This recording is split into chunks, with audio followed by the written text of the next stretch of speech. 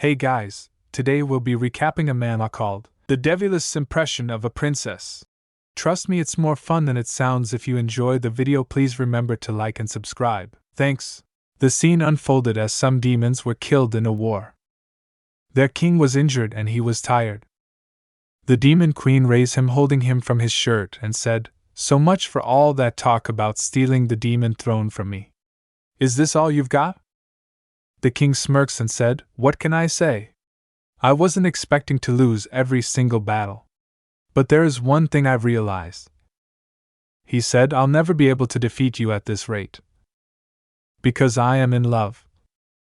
She strikes at his face, interrupting him. She said, "Come better prepared next time." She shouts, "Do you think fighting the demon queen is some sort of joke? You need at least another century of training. Little did I know that no one would come to visit me in the demon castle for the next 100 years. After some years, the demon queen was reading some books and Stolas comes and shouts, "You kidnapped a princess?" She replied, "Yes, isn't that perfectly within my rights as the demon queen?" He said, "Be that as it may." He asked, "Haven't you heard the rumors circulating of late about that monster? They call him Mordred the warrior. It's said he slaughters any and all demons that cross his path." She closed her book saying, "That's exactly why I kidnapped the princess." Hearing this, Stolas gets shocked and asked, "Pardon?" She said, "If he's as great as they say, I'd like to meet him myself. But it's not like he's going to mosey on in here on his own." Stolas sees the books named A Knight's Tale, A Hero Never Abandons a Princess, and The Wild Princess and the Prince Who Tamed Her. He shouts, "These books! This is why you kidnapped her, isn't it? Did I not advise you to refrain from reading such nonsense?" He said, "The heroes in fairy tales are so very different from the ones in real life." She shouts, "Which is precisely why I wish to see him for myself." She said, "Unlike the dolts here who betray me day in and day out. The men in these stories swear to be faithful to the ones they love and would willingly give up their lives for them. If knights are really like that, then." Meanwhile, Stolas was walking through the hall and the princess kidnapped by Demon Queen peeks behind wall asking, "Excuse me. How long do you plan on kidnapping me for?" She saw Stolas and he saw her. They both fell in love at first sight. The Demon Queen comes and seeing them staring each other asked, "What are you two doing?" She gets shocked and said, "Hello? Guys?" After some time she asked them both, "So what do you want me to do?" They both glance at each other and Queen shouts, "Come on. Out with it." Stolas said, "Never in my life have I been overcome with such intense emotion. I wish to marry this woman who seems like an angel, but who thankfully isn't one, and spend the rest of my days with her." She shouts, "That's not what I'm asking about. The human king is currently at his wit's end. He's offering his daughter's hand in marriage to whoever can bring her back. It's only a matter of time before the warrior comes to her rescue, which means her future husband has effectively been decided." Princess gets shocked hearing this and shouts, "That isn't what I want at all." She starts blushing and said, I wish to marry Stolas here." Stolas said, "Princess Freya?" The Demon Queen asked, "Just what would you like me to do, then? Kill a knight?" Stolas said, "That is inadvisable. Doing so could lead to a major war between the demons and humans." The princess said, "If we could just find someone to act as my stand-in like usual." Queen asked her, "What are you talking about?" Princess said, "Father was extremely protective of me growing up. He always had someone else pretend to be me whenever he went out." She said, "So no one actually knows what I look like." Hearing this, Demon Queen gets happy and said, "That's it. That's exactly what we need." Stolas asked her, "Do you intend to look for someone who can act as her double?" She asked him, "Are you a complete fool?" She said, "I'll be her stand-in." Stolas shouts, "What? Your Majesty! You intend to disguise yourself as the princess?" The queen, holding Princess's shoulders, said, "You heard what she said. This warrior guy doesn't know what she looks like."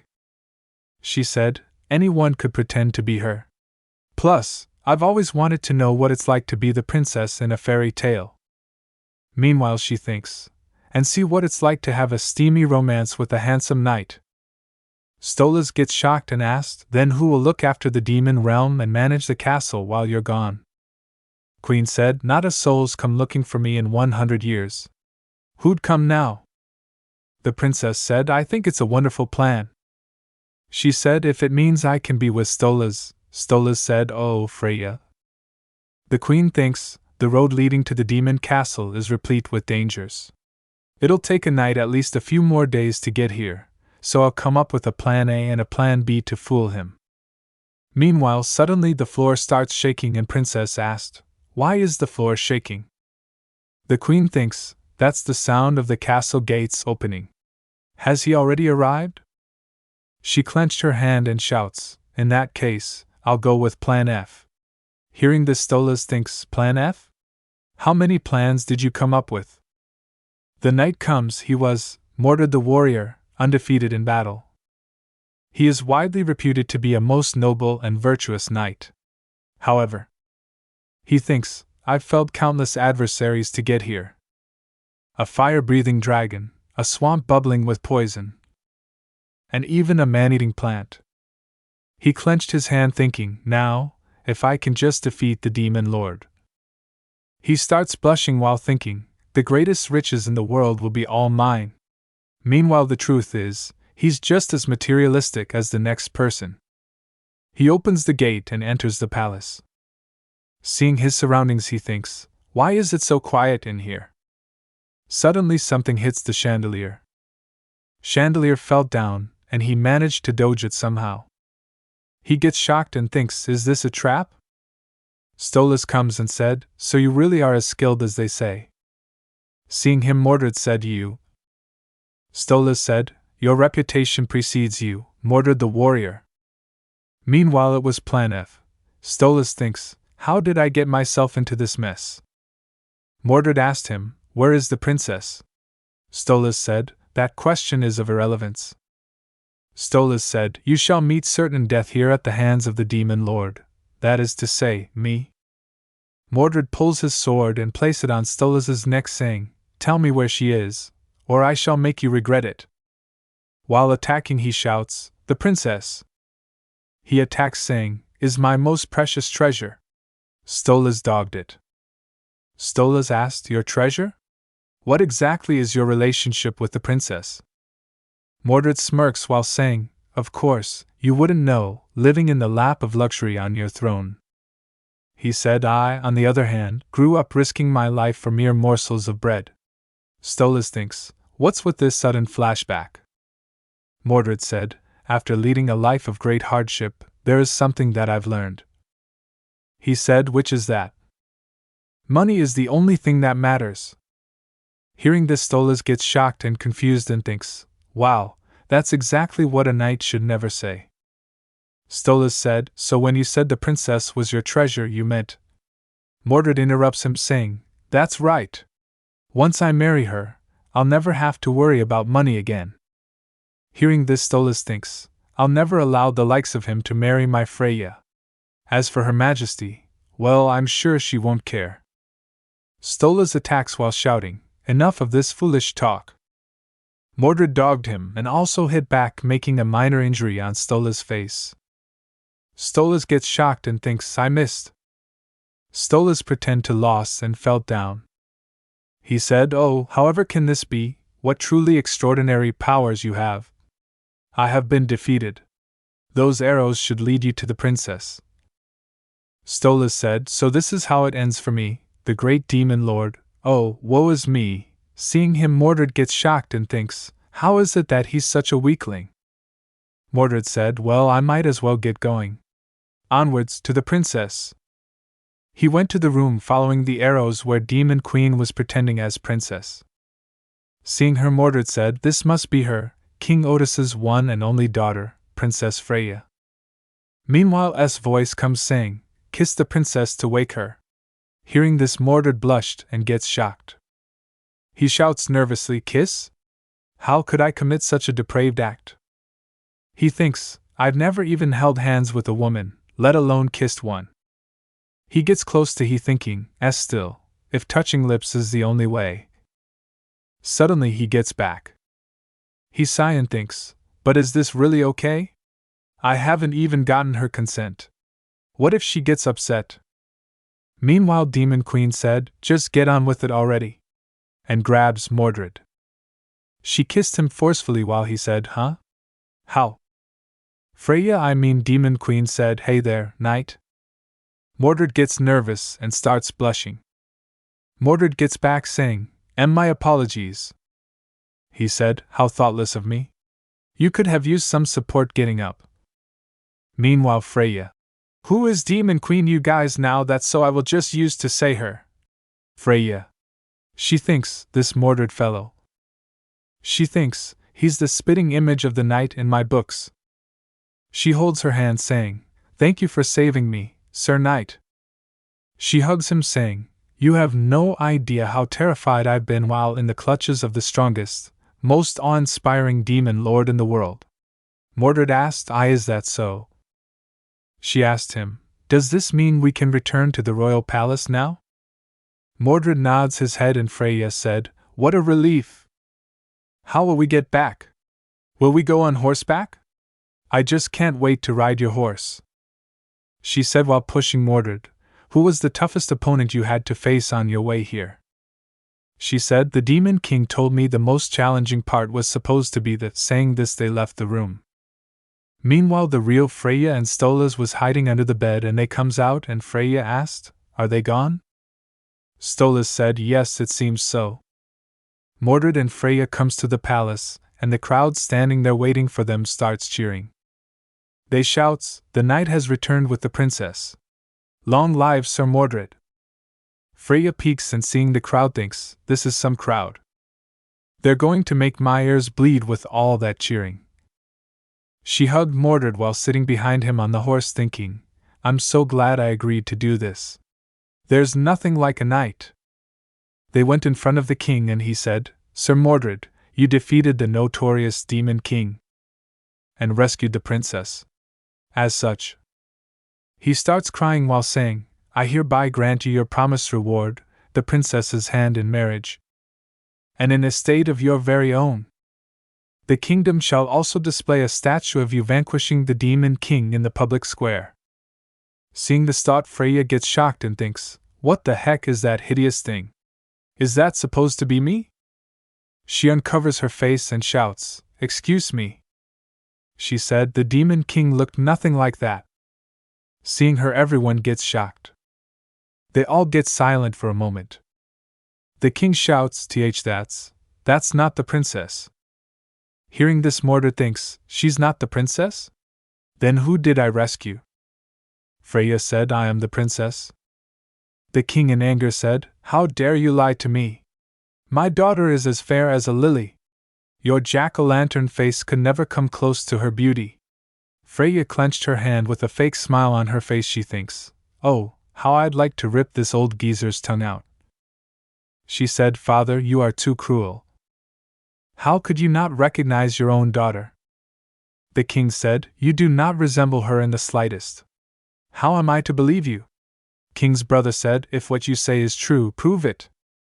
She said, are you sure that is what you want? You're going to regret it. She said, Father, I know what you did last summer. Hearing this, the king gets shocked and said, last summer? That can only mean. She said, I had told you I wanted to see a real-life elephant, so you put on a mask and crawled on all fours around the palace. Everyone gets shocked and King said, Gah! How embarrassing! He said, only Freya and I know about that. How? Tears fell from her eyes as she said, do you still not believe me? I may have been cursed by the wicked Demon King, but I am still your loving daughter. Hearing this, Mordred thinks, something strange. If the Demon King is dead, shouldn't the curse have been lifted by now? The king said, I am sorry, my child. I should never have doubted you. Hearing this, she gets happy and thinks, yes. Thanks, Freya. The king said, then, it is time to fulfill my promise to the knight. What do you say? Do you wish to marry my daughter? Hearing this, Mordred thinks, this is what I've fought for, so why do I have this ominous feeling? It's as if all my ancestors have banded together, and are screaming at me not to do it. He clenched his hand thinking, but I can't back out now. He thinks, I have something I must protect. He said, I wish to. Meanwhile, Freya interrupts him saying, wait. Mordred gets shocked and thinks, why, Your Highness? The king asked, is there a problem, princess? She thinks, a problem? There's a whole lot of problems. This is a once-in-a-lifetime opportunity to live the life of a princess. She glanced at Mordred thinking, not to mention. He's exactly how I imagined. It would be such a shame to skip over the courtship stage and jump straight into marriage. I want to go on dates, hear him declare his love for me, and overcome obstacles together, just like in the books. Then we can get married. Meanwhile, Mordred thinks, does she think I'm not good enough? But she seemed quite taken with me back at the demon castle. King's brother claps while saying, now. He said, Her Highness should have some say in the selection of her husband. He asked, isn't that right, Sir Mordred? Mordred said, yes, of course. King's brother said, then I am afraid the man best suited to be Her Highness's groom is our neighboring countries. She interrupts him shouting, hold on. I never said I wouldn't marry him. She said, what I meant was, I just need a little time to prepare myself, that's all. King said, then how about this, princess? The festival of the Earth Goddess is coming up. Make up your mind before then and let me know. If we hold the wedding on that day, you will not only receive the people's blessing, but that of the goddess herself. She said, what an excellent idea, father. She asked Mordred, right, Mordred? Meanwhile she whispers, when exactly is this festival? Mordred whispers, unless something has changed, 3 months from now, just as in previous years. She thinks 3 months? That should be plenty of time. She said, wonderful. You shall have my answer in exactly 3 months from now. The king chuckled while saying, yes, my dear. Meanwhile, Mordred gets confused and thinks, that's strange. He thinks, shouldn't she know when it is? After some time, Mordred went to a church. A priest named Clarent comes and holding his shoulder said, that's quite a serious look on your face. You must have many things you wish to ask of the goddess. Seeing him, Mordred shouts, Clarent. Clarent said, I'm relieved you've managed to return unscathed, but why do you look so pale? He said, you have defeated the demon lord. Are you not pleased? Upset, Mordred said, I have no reason to be happy. He explains the whole story and Clarent said, so you saved the princess. But she wishes to postpone marriage. And you have no idea what her reasons are? Mordred nods with tears in his eyes. Clarent said, is this really something to be so concerned about? You did say she didn't reject you. Mordred said, that's not all. Clarent asked, then? Mordred sighed and thinks, how do I tell him that there's something off about this princess I've saved? All it took was a graze from the tip of my sword to take out the demon lord. And the princess doesn't even know when one of the kingdom's biggest festivals is being held. He said, what I am about to tell you is strictly hypothetical, just a what-if type of scenario. Say the person I've saved turns out to be an imposter disguised as the princess, what would become of me? Clarent starts laughing and said, haha. What kind of question is that? It'll be off with your head, of course. Mordred thinks, oh, off with my head? Clarent asked, was it the shock of her refusal that put such an absurd thought into your head? He said, I've told you this many times, Mordred, but there's no need to worry yourself so. Don't think about problems that have yet to arise. Mordred said, Clarent. Meanwhile he thinks, he's right. This isn't the time to be letting my imagination run wild. If I want to protect this temple, I have to marry the princess, no matter what. He stands while saying, I'm not the person you should be worrying about right now. He gets happy and said, don't worry. I'll capture the princess's heart before the 3 months are up. Meanwhile, King's brother in his workplace reading some papers called his daughter. He said, Charlotte? Her daughter replied, yes, father. He said, the marriage between Mordred and the princess has been delayed 3 months. Which means, you have that much time to charm the knight. Charlotte said, Yes, father. She said, I'll make sure he falls in love with me well before then. Next day a doctor comes to examine Freya and he asked her, Your Highness, are you absolutely sure you do not feel pain or discomfort anywhere? She said, I'm telling you, I'm fine. The servants said to doctor, Please examine her thoroughly. Sir, she is entirely different from her usual self. They said. As soon as she entered the room, she began fishing around in all the drawers while humming some strange song, like a thief gleefully ransacking someone else's room. She thinks, I was just so amazed by how this place is exactly what I imagined a princess's room to be like. The doctor said she is in perfect physical condition, but I shall perform one more test just in case. He asked her, Here's a question anyone in the kingdom should be able to answer. Name 5 heroes who brought glory to the kingdom. He said, Tell us the names of the 5 heroes. In order, please. Hearing this, she gets shocked and thinks, How am I supposed to know that? She thinks, All I know is that I, Lilith, brought glory to the demon castle. But I have to say something. She hesitantly said, M.O. Mordred. The servants hearing this starts blushing, saying, Oh my heavens! She named Sir Mordred instead of the 5 great knights from the early days of the kingdom's founding. She must be thinking about him non-stop. The doctor said, It seems there is a slight issue with Her Highness's memory. He said, Her inability to recall events of the past, and the changes in her behavior and manner of speech, can be attributed to the shock of being kidnapped by demons. I recommend that she get plenty of rest. They leave and Freya flop on the bed saying, Pretending to be a princess is so much harder than I expected. She thinks, if they find out who I really am. Down with the fake princess. Don't you dare set foot in the royal palace. And stay away from the warrior. Suddenly she raised saying, I can't let that happen.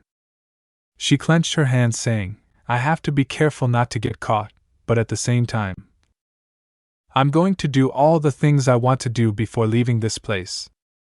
She starts reading her diary and said, These are some of the things I absolutely must do.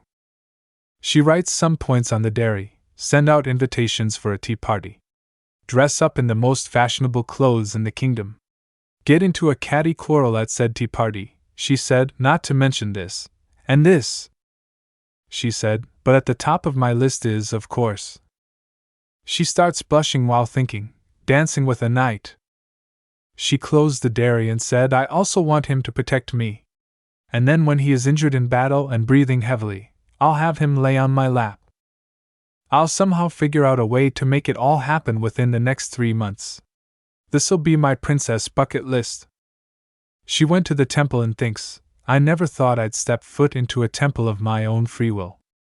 Still, I need to find out as much as I can about life here in the kingdom so people won't be suspicious of me like they were this morning. Are you really the princess? If Mordred begins to suspect me, I'm doomed. Meanwhile Clarence comes and asked, Your Highness? He said, It is an honor to finally meet you. I am Clarence, the High Priest. Seeing him she thinks, What kind of High Priest is this good-looking? She thinks, Get your act together, Lilith. You're here to find out what that festival is all about. Clarence asked, His Majesty the King is quite worried. Are you feeling all right? She said, Oh, of course. Father doth worry too much. She thinks, I had to convince him that I needed freedom to roam in order to recover my memories. Clarence said, You said you wished to know more about the festival of the Earth Goddess. Do you see that statue up there? It was she who first breathed life into this land. The event is a celebration of her birth. It lasts 10 days during which there is much merrymaking. It is said that those who are wedded on the final day of the festival will be blessed with great fortune. Hearing this she gets stunned and said, Wedded. Clarence said, I heard you postponed your engagement to Mordred. He asked her, Does your Highness not find him satisfactory? She replied, Well, it's not exactly that I don't like him. He said, I'm not just saying this because he is my friend, but he has always been rather popular with the ladies. There is even one woman who has proposed to him 100 times. I am really quite curious as to why you turned him down." Hearing this, she gets shocked and thinks, "What?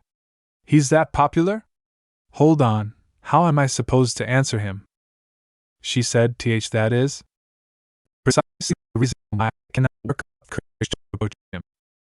Clarence said, "Ah, will you be all right, Mordred?" Freya said, "Then I shall be going." Clarence said, "Yes, Your Highness." She leaves and a girl comes to Clarence asking, "Was that Princess Freya?" He replied, "Indeed. Mordred saved her from the clutches of the demon lord after a fierce battle." She asked him, "Did you hear what happened the day she returned?" Clarence said, "Mordred told me everything." "Why, is there a problem?" He said, "If it's about the wedding being postponed." She said, "No, it's nothing." Wearing her hat, she thinks, "There's word the king said the person Mordred saved wasn't his daughter." It looks like Clarence hasn't heard about that yet. She says she lost her memories, but she somehow remembers she's a princess. How? As someone who knows all the rumors in the palace, my intuition tells me that there's something suspicious about that woman. In the next scene, Mordred was training while he thinks, "I have to face reality. I have only 3 months to capture the princess's heart." He thinks, but how? He sits down and sighed. Meanwhile, Charlotte comes and offers him a handkerchief. He said, "Oh, thank you." Meanwhile, he turns and seeing Charlotte gets shocked. He asked, "Lady Charlotte?" She said, "It has been so long, Mordred." They went inside and Mordred asked her to leave his way. "Please step aside." She shouts, "No." She asked him, "Why must you refuse to listen to what I have to say?" He turns back saying, "I do not wish to create any misunderstandings." She clenched her hand asking, "What in the world are you talking about?" Tears comes from her eyes as she said, "Do not tell me you are calling my feelings for you a misunderstanding." Seeing her, he sighed and offered her handkerchief. He said, "Has Duke Magnus not told you that I am to marry the princess, and I will soon be?" She snatched it from him and said, interrupting him, "Whatever are you talking about? Oh, you don't mean that nonsense, do you? He did mention something about the princess asking for your marriage to be postponed." She said, "According to His Majesty, the princess has never expressed a particular preference for who she weds, but she was vehemently opposed to marrying you straight away." She said, "If the princess, who said she'd be happy with any suitor, does not wish to be with you." Her words stabbed his heart as she said, "Could it be because she is not even the least bit attracted to you?"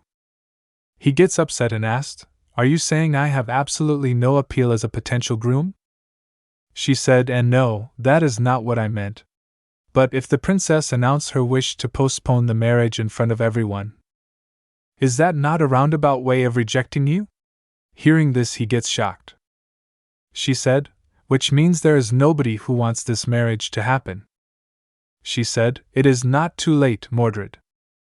You can still reconsider my father's suggestion." Holding his hand, she said, "Of marrying me?" Hearing this, Mordred gets angry and asked her in serious tone, "Would you call what Lord Magnus said a mere suggestion? He told me that if I didn't betray His Majesty and take his side, he would destroy the temple, the last refuge for children who have lost their parents and homes. Does that sound like a suggestion to you?" He said, "Whatever it is, I have no intention of accepting it." He turns saying, "Take care, Lady Charlotte." She shouts, "And Mordred." He leaves and she shouts to stop him, but he leaves. After some time he thinks, could what she said be true? That nobody wants this marriage to happen? While walking, a servant bumped into him. He said, "I'm sorry, are you all right?" The servant holding flowers bowed and said, "And my apologies. Mustn't let these flowers get damaged. They are for Her Highness."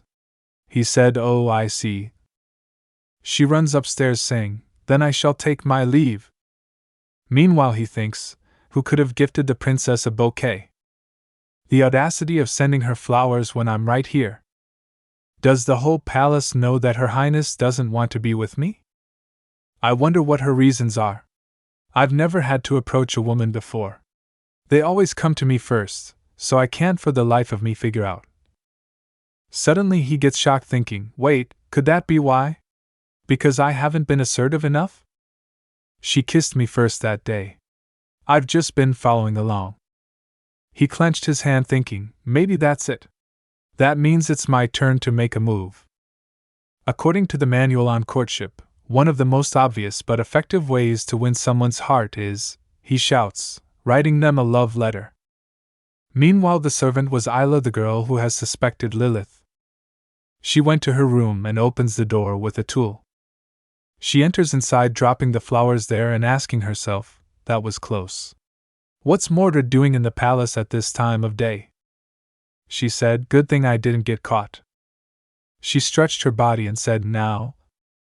Seeing Lilith's dairy, she said, it's time to find out if the princess really is who she claims to be.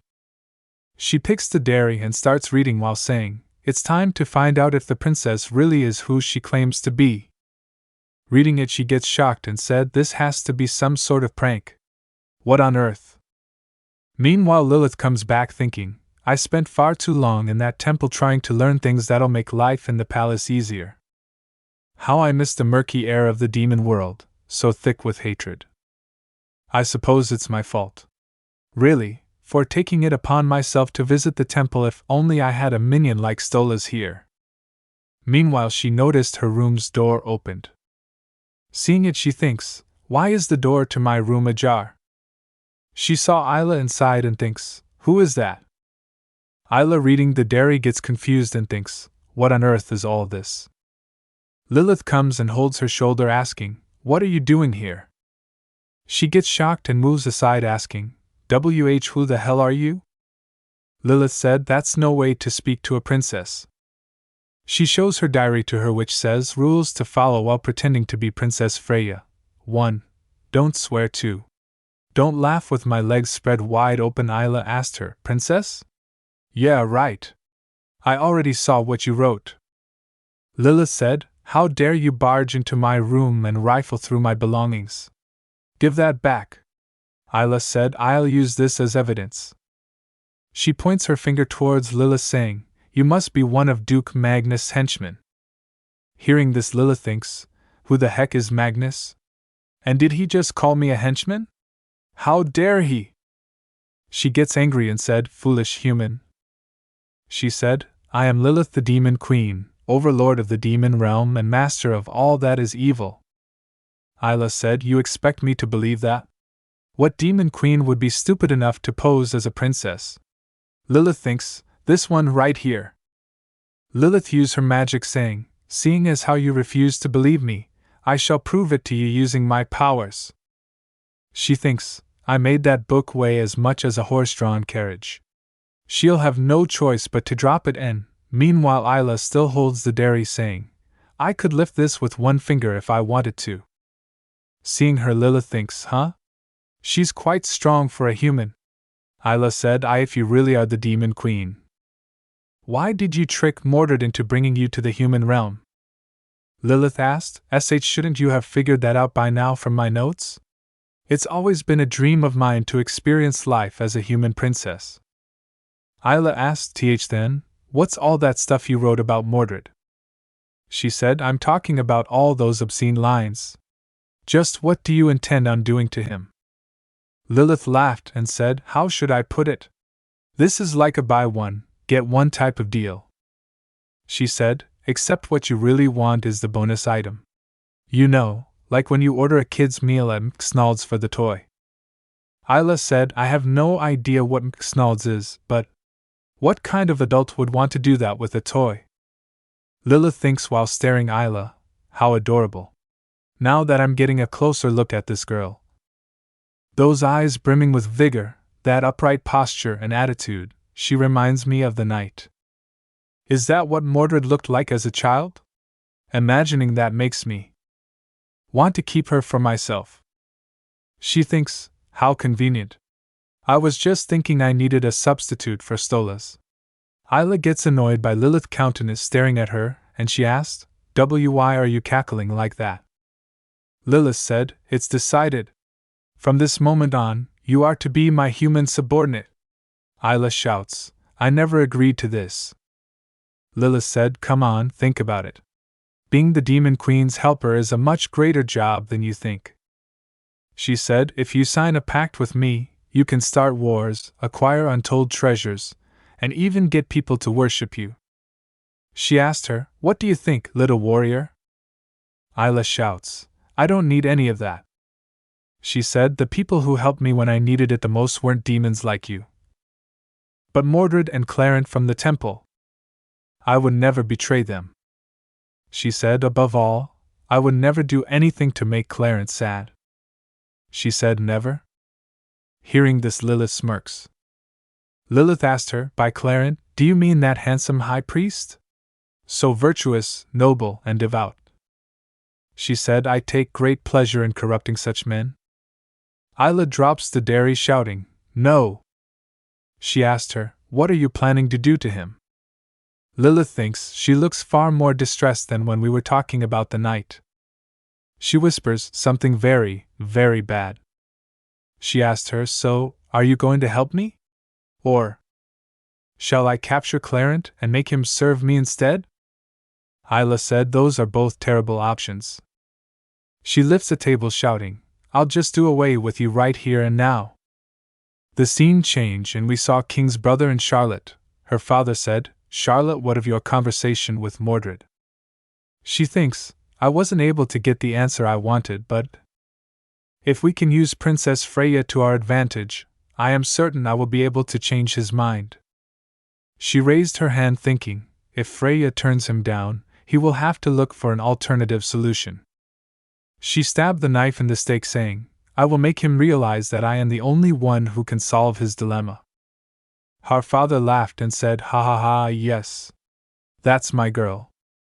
Whipping his face, he said, make sure to keep a watchful eye on the princess as well. She said, do not worry, father. Everything has already been prepared.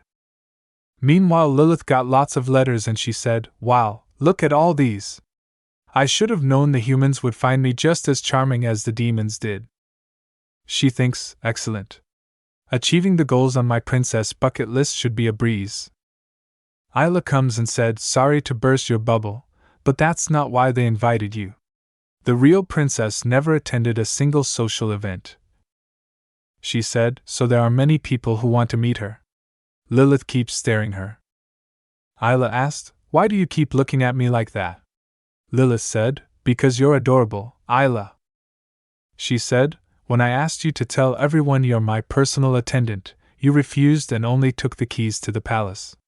But look at you still doing everything you're told to do. Isla clenched her hand, thinking, I'd like to punch her right in the face. But after what happened that day, she recalls the moment when Isla lifts the table to attack on Lilith. She shouts, I'll just do away with you right here and now. Lilith, seeing her strength, said, oh ho. She grabs the table with just one hand without any hesitation. Seeing this, Isla gets shocked. Lilith said, not bad for a human. How about another go? Isla thinks, it's infuriating, but I won't be able to defeat this monster using force. I'll have to play along until I can find another solution. Coming back to present, Isla said, whatever? Just open up the invitations, fake princess. Lilith said, alrighty then. She starts reading invitations, saying, nope, nope, not this one either. Isla shouts, stop throwing those on the floor. I'm the one who's gonna have to pick them up. Lilith said, why are these so dull? She said, they're not at all like what I was imagining. I mean, tea parties are for young noblewomen to get together, laugh, and drink tea before they start making vicious remarks about each other and poisoning the other ladies' drinks. Hearing this, Isla asked her, are you out of your mind? Lilith asked, what? That's what happens in all the stories you humans write. Isla said, what on earth kind of books have you been reading? Seeing an invitation, she said, oh? This invitation looks different from all the rest. Isla said, let me see. Lilith gives her the invitation. Isla, seeing the invitation, said, they embellished it with a real gemstone. These noblewomen have way too much money on their hands. Noticing the letter, Isla gets shocked and said, "Hold on, this is from." Meanwhile, Lilith interrupts her saying, "Perfect." She said, "I'll be attending this one." Isla asked, "Do you even know who the host is?" Hearing this, Lilith thinks, "How curious. This letter carries the familiar scent of my homeland, with its potent smell of chaos and hatred." She starts sniffing the invitation, and Isla gets confused and asks her, "What do you think you're doing?" Isla, giving the letter to Lilith, said, "Already had a bad feeling about this invite, and you just made it worse." She asked, "Why?" Isla said, "Do you see the signature on the back? It says, Charlotte." She said, "You know His Majesty King Otis, don't you? Well, Duke Magnus is his younger brother. They might have completely different personalities, but they're descendants of the same bloodline. Meaning the Duke was also in line to inherit the throne. Charlotte is his only daughter. She has a lot of power and is known for her extravagant lifestyle, not to mention her extreme arrogance." Lilith asked Isla, "What's not to like about a noblewoman from a rich family? I should befriend her." Isla shouts, "That's not all." Isla turns her face, saying, "She's always stalking Mordred." Hearing this, Lilith asked, "She's the warrior's stalker?" Isla replied, "Yes. She's absolutely obsessed." She said, "He must have rejected her almost 100 times by now, but she still hasn't given up." She asked, "Why do you think someone like that would invite you, Mordred's potential bride, to her castle?" Lilith said, "Then that means she sent this invitation." She gets happy while saying, "As a challenge against her romantic rival." She thinks, "This is exactly the kind of thing I was hoping for." She said, "I must attend this party hosted by Shelley or whatever her name is. All the rest of these can get thrown out." Meanwhile, she noticed one invitation and thinks, "So? That one over there." While picking it, she thinks, after reading thousands of human stories, "I have a pretty good idea of what this contains." She picks it and kissed it. She said, "I nearly threw away a precious treasure." Meanwhile, Mordred staying up all night composing love letters seems unbecoming of a knight. He thinks, "I finally managed to send one off to the royal palace this morning. The 41st attempt was a failure too." He gets upset and thinks, "This isn't working." He thinks, "I ended up copying lines from a famous poem as none of my drafts seemed adequate." Holding a letter, he said, "Like this letter right here, for example." Meanwhile, he gets shocked noticing the letter. He thinks, "Wait, this is the poem I copied. Why is this still here? Didn't I send it off this morning? Surely I didn't get them mixed up. Otherwise, that would mean one of the letters I wrote myself is currently in the princess's hands."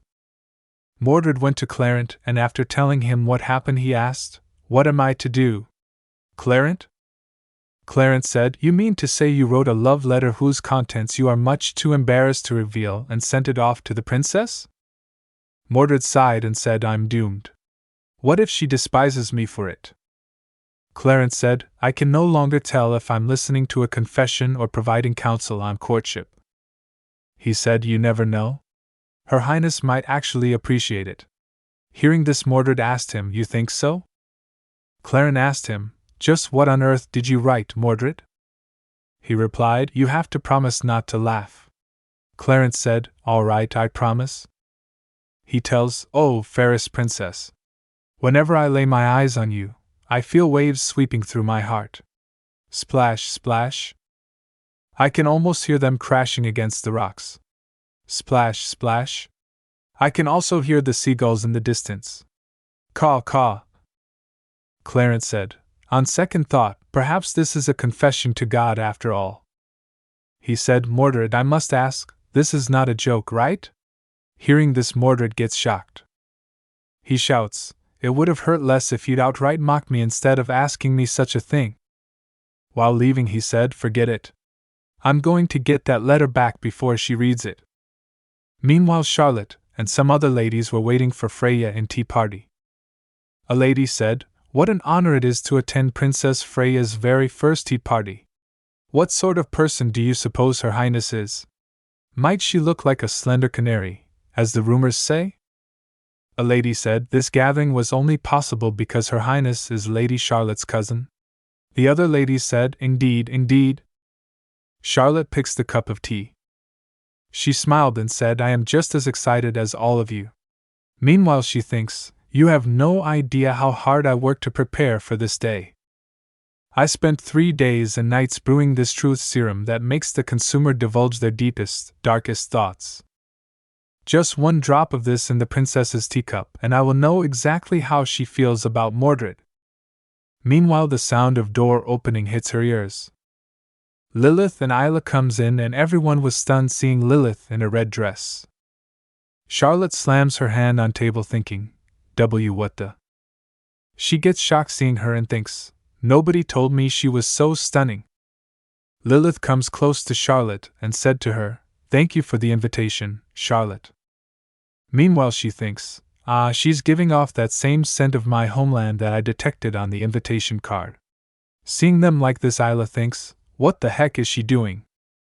A lady in blue dress said, Lady Charlotte, please allow us an opportunity to greet Her Highness as well. Charlotte said, of course. You've all been so eager to meet her. Meanwhile Lilith thinks, get it together, Charlotte. Don't forget, your mission today is to interrogate the princess about her intentions. Charlotte thinks, I must succeed at all costs and win Mordred's heart. A lady asked Lilith, was it not terrifying when the Demon King carried you off? What was the demon realm like? It must have been an utterly horrendous place. It is too awful to even imagine.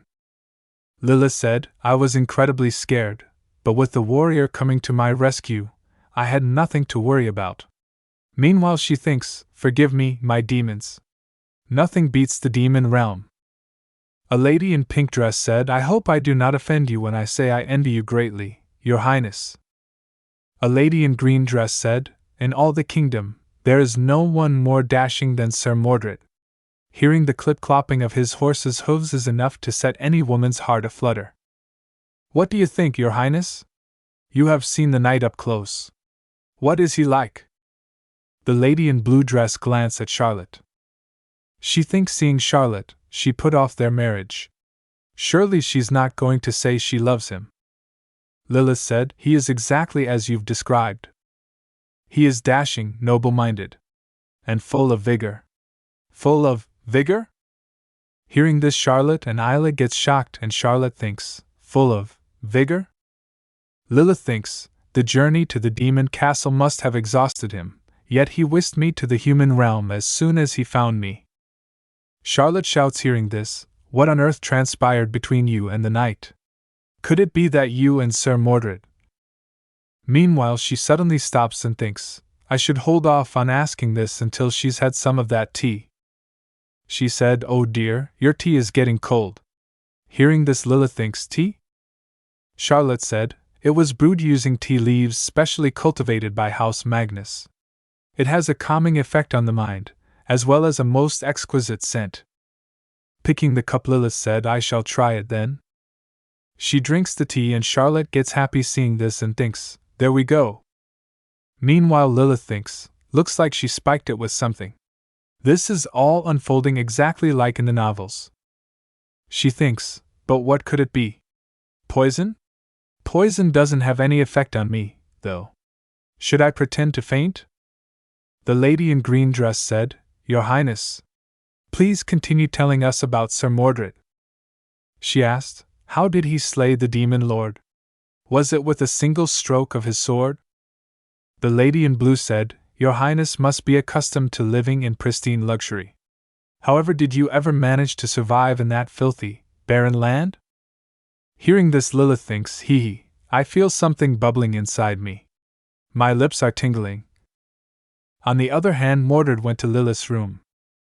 While standing beside the door he thinks, I came all the way here. But wouldn't it be rude to interrupt their tea party? Instead of knocking, he opened the door a little to peek inside thinking, I'll just pop in for a moment. Lilith said, You want to know how I survived in the filthy, barren wasteland that is the demon realm? She said, I didn't need to. Because. She raised her hand saying, My homeland has the most beautiful mountains, freshest water, and clear as skies in the world. I am the Demon Queen. Mordred gets shocked hearing this. Lilith gets confused and thinks, damn it. She thinks, that wasn't poison. It was some sort of potion, one that forces you to reveal all your secrets. Mordred asked, Your Highness, what could you possibly mean by that? Seeing him, she gets shocked and asked, Mordred? He said, Please explain what's going on. Charlotte said, What are you doing here? Lilith thinks, I can't trip up. She thinks she'll have to do better than this to take down the Demon Queen. She thinks, I'll turn this situation around to my advantage. Suddenly she starts swaying and said, Oh, I feel faint. She fell down and the lady shouts, Eek. Mordred gets shocked and shouts, Your Highness. He picks her saying, Your Highness. Your Highness. Can you hear me? Meanwhile, seeing her, Charlotte thinks, What is happening? That concoction was only supposed to make her reveal her true thoughts. It shouldn't have had any side effects.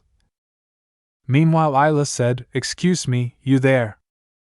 She comes closer to Charlotte asking, What exactly did you put in the princess's tea? Isla said, Do you see that spilled liquid over there? The princess's behavior became erratic after drinking that. Charlotte starts sweating after hearing this and said, Well. Mordred in serious tone asked, Lady Charlotte. Is what is what the servant said true? Meanwhile she thinks, I cannot believe Mordred would doubt me. The lady starts whispering, Come to think of it, Her Highness did start acting strange right after taking a sip of her tea. But we were fine after drinking ours, were we not? Does that mean she only tampered with the princess's drink? Isla comes close to Charlotte shouting, You kept urging her to drink her tea. You clearly meant her harm. Charlotte clenched her hand saying, That is not true. I merely. Mordred stops them saying, Enough. He said, We must not make accusations without proof. Furious Isla shouts, But. Charlotte said, I knew you would understand, Sir Mordred. He said, Do not misconstrue my intentions. He picks Lilith in his arms saying, Our priority is to make sure Her Highness is unharmed. He turns his face towards her saying, I shall see what you have to say for yourself afterwards. He lay her down the bed saying, Please hold on just a little longer, Your Highness. He said, I shall call for the physician. Meanwhile she thinks, Holy crap, this is everything I've ever wanted. I should be able to cross off a third of the items on my bucket list by the end of the day. But how long do I need to lie here for? The effects of that potion seem to have worn, huh? Charlotte starts crying and thinks, It is true that I spiked her tea, but. Lilith pretends as she was in sleep and she wakes up saying, Yawn. Did I fall into a deep sleep? Seeing her awake, they shouts, Your Highness? Lilith said to Charlotte, You were right about the soothing effects of that brew. My fatigue has disappeared completely. The ladies and Mordred comes to her asking, Are you okay? She thinks, it was incredibly disrespectful of her to mess with the Demon Queen. But I suppose I'll let it slide since it got the knight to hold me in his arms. She said, I have had such trouble sleeping lately. Thanks to Lady Charlotte, I've finally gotten some much-needed rest. Charlotte said, That is because I served you the best leaves among the herbs grown by my family. Hearing this, Mordred said to Charlotte, Lady Charlotte. He bowed and said, It was wrong of me to make assumptions. My apologies. He said, I know these words are not enough to apologize to me. She said, I will forgive you just this once. Mordred said, Thank you for being so generous. Isla said, I apologize for doubting you as well. Seeing them, Lilith thinks, How heartwarming. A demon queen cannot allow herself to live in debt to humans, after all. Isla comes to Lilith and asked her, Why haven't you been able to sleep? Lilith said, Oh, about that. Showing the letter Mordred writes to her, she said, It's because I received this passionate love letter from Sir Mordred. Hearing this, he gets shocked and thinks, A love letter, from me? Lilith said, I've read it so many times that I can practically recite it off the top of my head. She kissed the letter saying, If all of you really, really want, I can give you a small teaser. The lady said, Eek. A love letter? How romantic. Please read it to us. Lilith said, All right, but just the beginning. Oh, fairest princess. Mordred was about to lose his sense while thinking, No. While trying to take the letter from her, he thinks, I have to get that out of her hands. He shouts, Why, your highness? As he tries to get the letter, he slipped from the tea on the ground and felt on Lilith. Lilith gets happy and gives a smile, while Mordred gets nervous and starts blushing.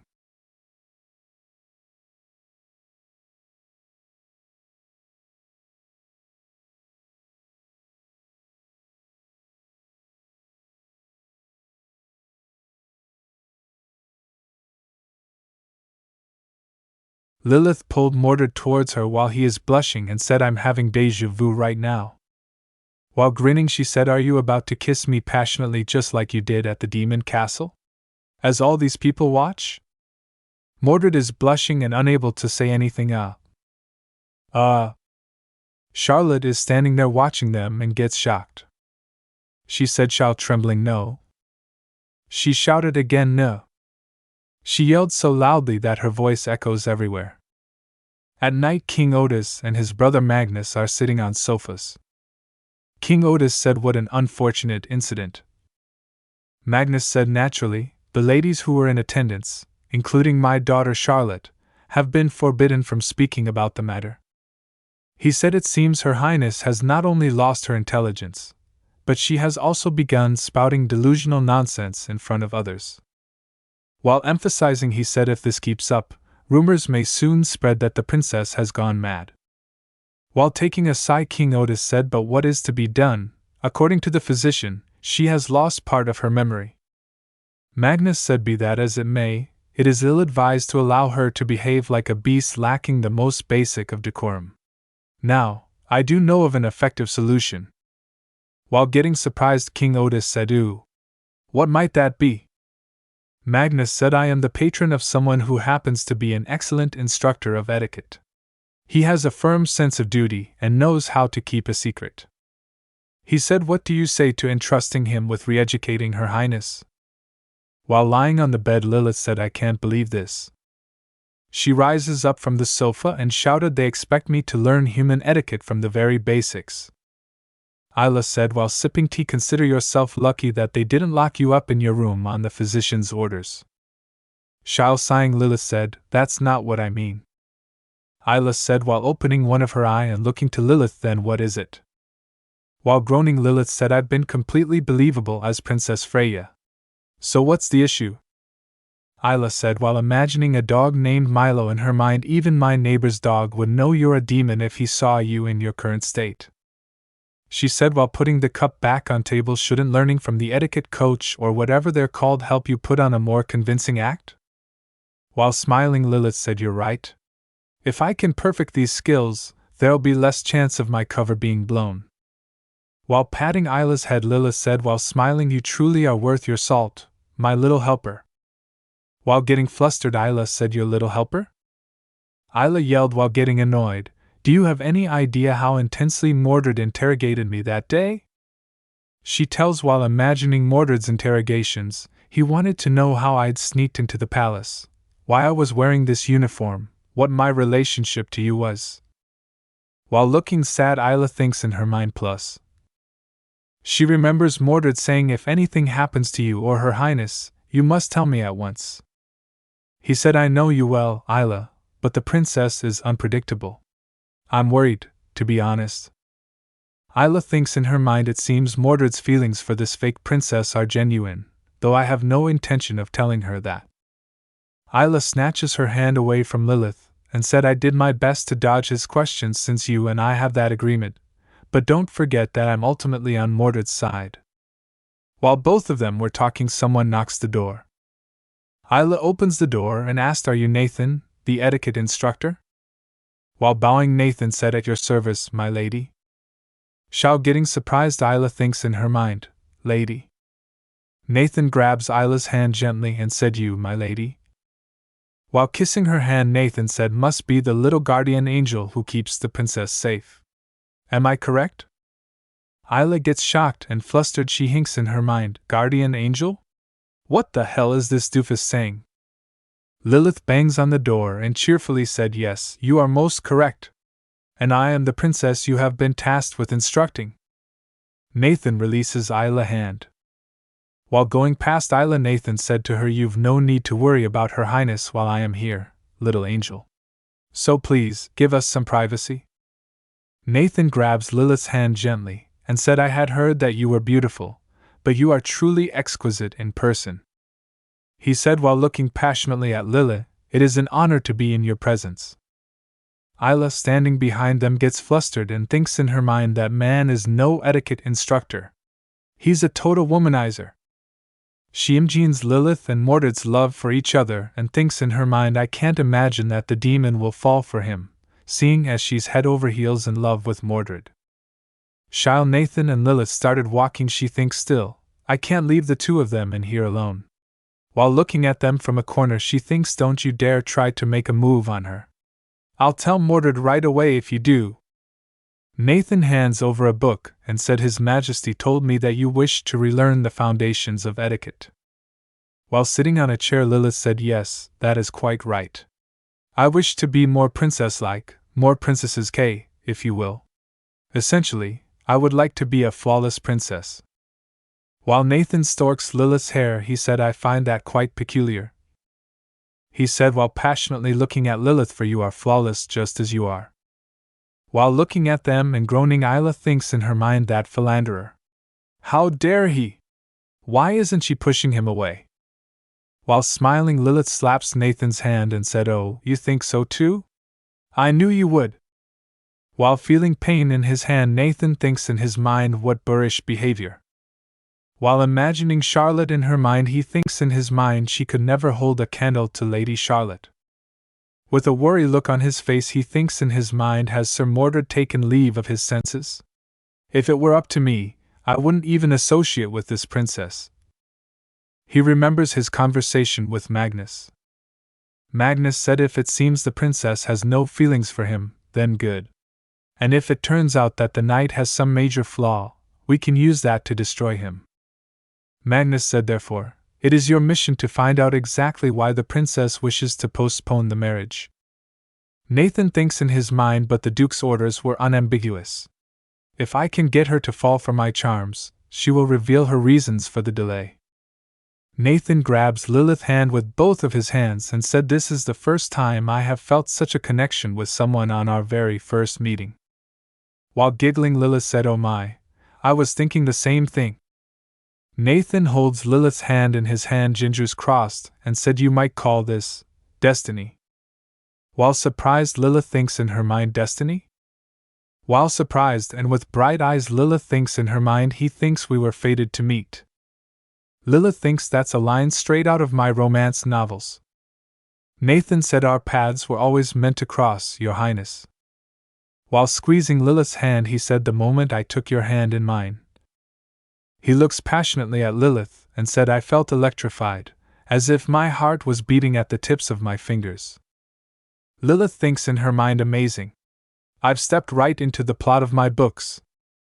Nathan said while closely looking into Lilith's eyes, "If you felt the same spark between us." While trying to kiss Lilith, Nathan said, "Will you permit me this indiscretion?" Isla shouted from behind, "Indiscretion, my ass!" Both Lilith and Nahun freezes for a moment. With a blazing attitude, Isla said, "Take your hand off her at once." While surprised by Isla's behavior, Lilith thinks in her mind, "My little human helper looks exactly like a hellcat."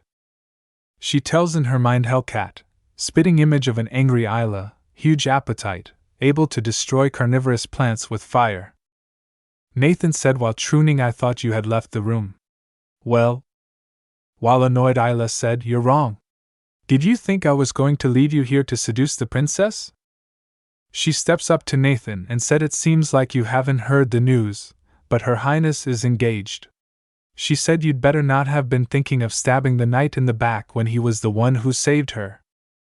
While cheerfully smiling, Lilith thinks in her mind, "Isla, did my sweet little helper think Mordred and I were the perfect match all along?" Nathan quickly comes in between Isla and Lilith and said, "But if Her Highness has postponed the marriage, can it really be called a stab in the back?" Isla said while looking agitated. Sir Mordred risked his life to rescue her. If she doesn't keep her promise to marry him, what could you call that but a betrayal? Nathan said, "Was it Her Highness herself who made that commitment, while she was kidnapped?" While walking towards Isla, Nathan said, "And if things are as you say?" He stops in front of Isla and said, "Does that not mean Sir Mordred only rescued her in order to win a reward?" While Nathan and Isla are arguing, Lilith thinks in her mind this Nathan, or whatever he's called, is actually making a lot of good points. She imagines Freya and Stolas in her mind and thinks Freya chose to be with Stolas, a demon, over Mordred, a renowned knight. Isla said, "But..." She points towards Lilith and said, "Her Highness is in love with Mordred." Lilith said while blushing, "Oh my. That may be true, Isla, but to announce it for Nathan to hear. You are making me blush." While looking relaxed, Nathan said, "That does not change a thing." While imagining a princess in his mind, he said, "In matters of marriage, the royal family must always consider which match will be to their greatest advantage." While imagining a knight in his mind, he said, "A knight lives a life of danger, one that can be extinguished at any moment." He sighed. That makes him an unsuitable match for the princess, for there is nothing to be gained from being wedded to such a person. While listening to him, Lilith gets angry. She said with an angry tone, "So are you telling me?" While sensing the change in atmosphere, Nathan flinches and thinks in his mind, "What's happening? I can't move my body all of a sudden." While Nathan is staggering, Lilith said that the knight and I are not destined to be together. While anxious, Nathan said, "That is not what I meant." Lilith grabs Nathan by his neck and lifts him up and said angrily, "Then choose your next words carefully." Isla shouted, "Stop."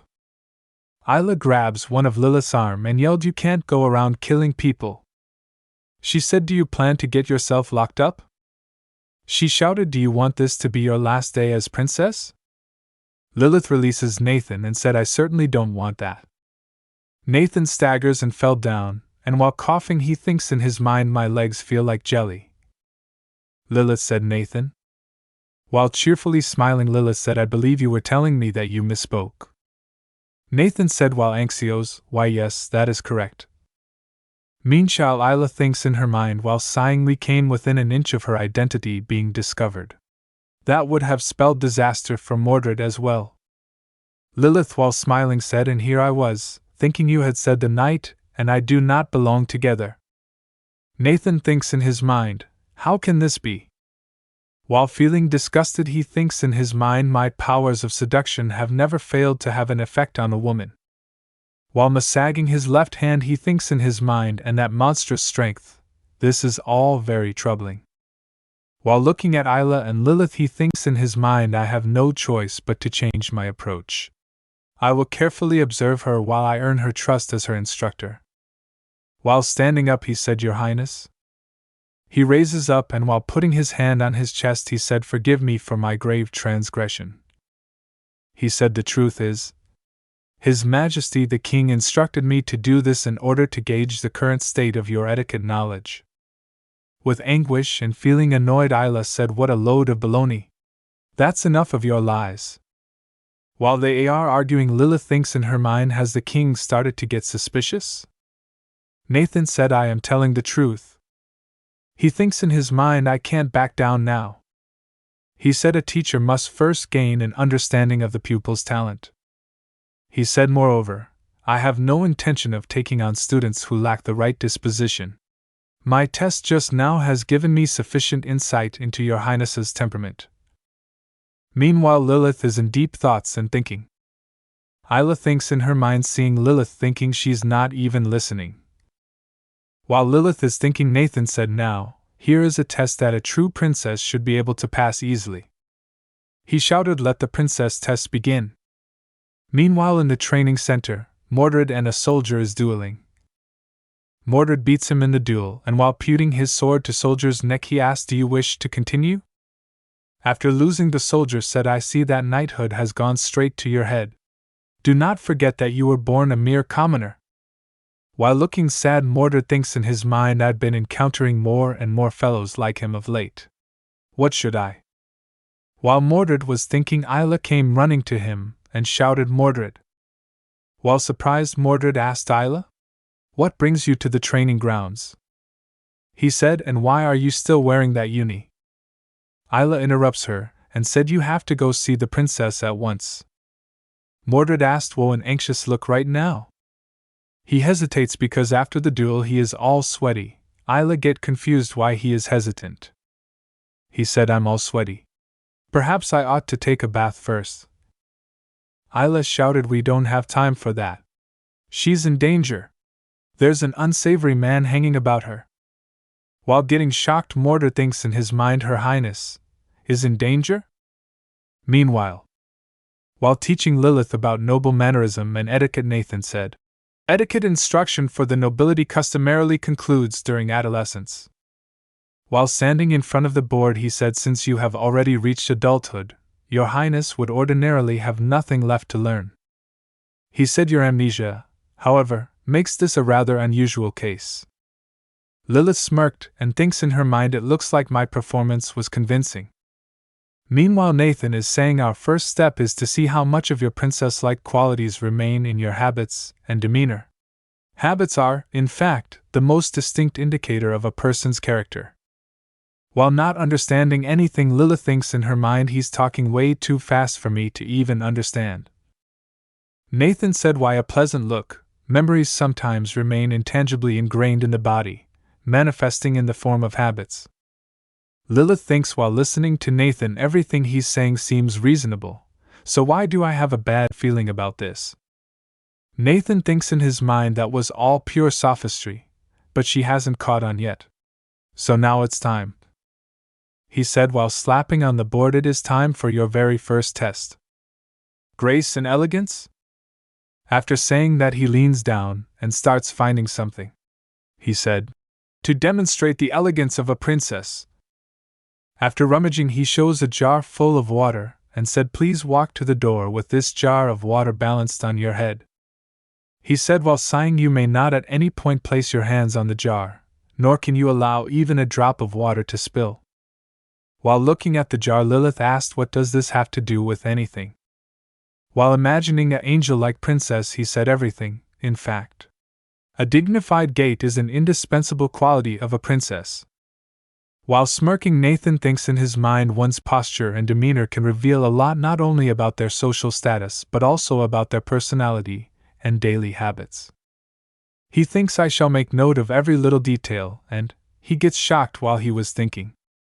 He stands there confused while watching Lilith. Lilith walks unsteadily, unbalanced, and wobble while walking. While Lilith is walking, he thinks in his mind the way she carries herself. I cannot make head nor tail of what it says about her. While walking, Lilith thinks in her mind, Phew, it's no joke trying to walk like a princess. Nathan is surprised and thinks, What's even more shocking is that not a single drop of water has spilled despite that bizarre gait. While rolling a sheet of paper, he thinks, Well, in that case. Nathan throws that paper like in front of a plane to where Lilith is walking. Lilith walks by, avoiding that sheet of paper while Nathan is watching her. Nathan gets shocked for watching Lilith avoid all of that. He thinks in his mind, Are those movements even human? Lilith smirks and thinks in his mind, What an insult, presenting Lilith the Demon Queen with such a simple test. After that, Lilith asked Nathan, Will that do? Nathan replied, On to the next task. Nathan takes different tests from Lilith, like reciting poetry in the ancient language. While reciting the poetry fluently, Lilith thinks in her mind the ancient language was first spoken in the demon realm. Next test is, Walk on gravel without making a sound. Lilith walks on gravel using magic and levitate while walking. She thinks in her mind, Simple. I just have to levitate slightly off the ground. Nathan takes different tests, but Lilith passes all of them without any difficulty. At the end, Nathan thinks in his mind while gasping, Something's not right. He thinks, I can't for the life of me get a read on what sort of person she is. While he was thinking, he remembers something. Hold on, person? He remembers talking to Charlotte. Charlotte said to Nathan, Listen to me, Nathan. Nathan bowed and said, "Yes, Lady Charlotte." Charlotte said, "My father thinks what the princess said was merely senseless rambling, but I disagree. The potion I put in her tea makes the consumer reveal their innermost thoughts. If the potion worked as it should, that means she may really be the Demon Queen." Nathan thinks something in his mind and then looked towards Lilith. He walks to Lilith and put one of his hand on Lilith's shoulder and said, "Your Highness." While showing a thumbs up he said, "I am truly astonished. You are the very embodiment of a princess. The paragon of beauty and grace." Lilith said with a happy face, "Well, of course. I am a princess, after all." Nathan said, "Indeed. Speaking of which," he said, "there's one final task, one that only the most exemplary of princesses are said to be able to accomplish." He said near Lilith ear, "Do you wish to make an attempt?"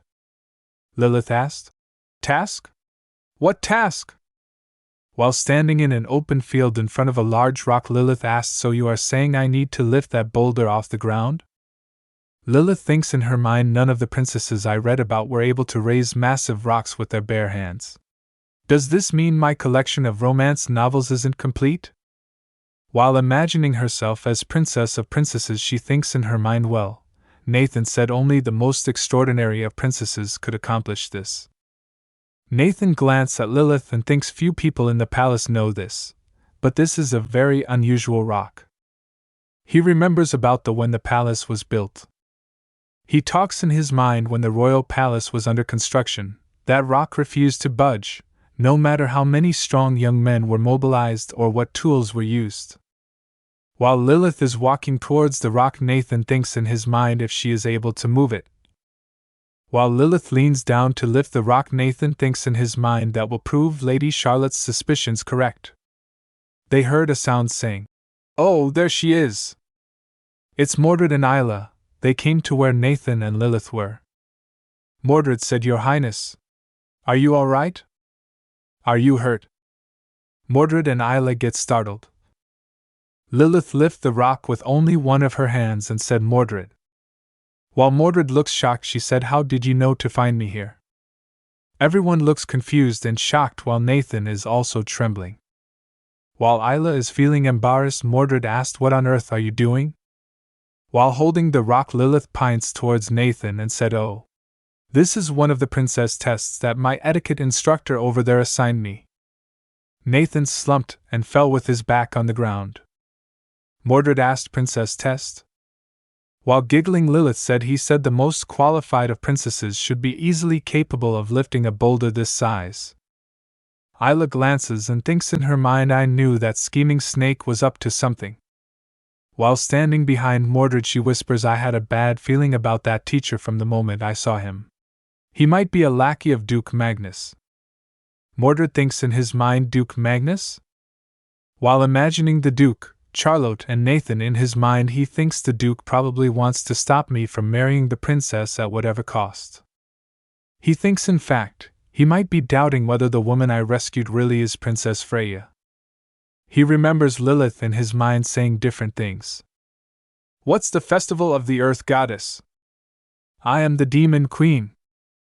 "Mordred!" He thinks in his mind, and with good reason too. "I have more than a few misgivings myself."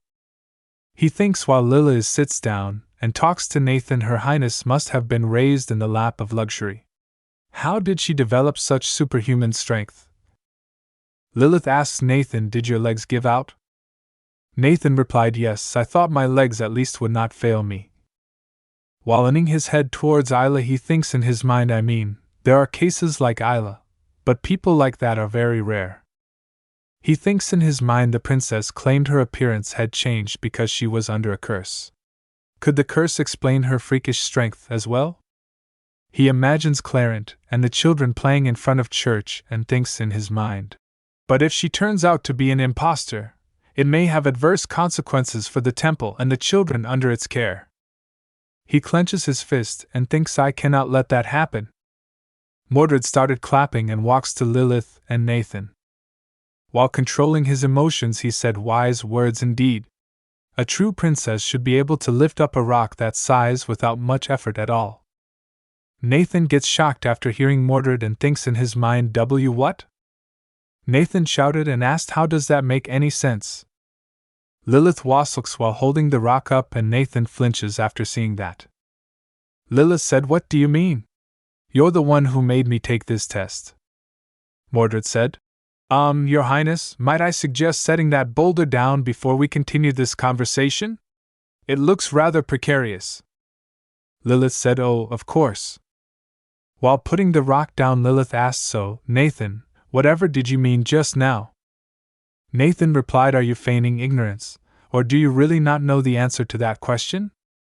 Nathan stands at a distance from Lilith and said nothing made sense from the start. Lilith asked, when did you get all the way over there? Nathan said, first, she picks me up by the collar using one hand, then she manages not to spill a drop of water while balancing a jar on her head. While Mordred is sweating and panicking, Nathan said, and now, this business with the boulder. Even you failed to lift that up, Sir Mordred. Are you certain the woman you rescued is the real Princess Freya? He said, no, here is a more fundamental question. Is she even human? After all of this fuss, Lilith thinks in her mind, hold on. Does this mean my act has been completely unconvincing?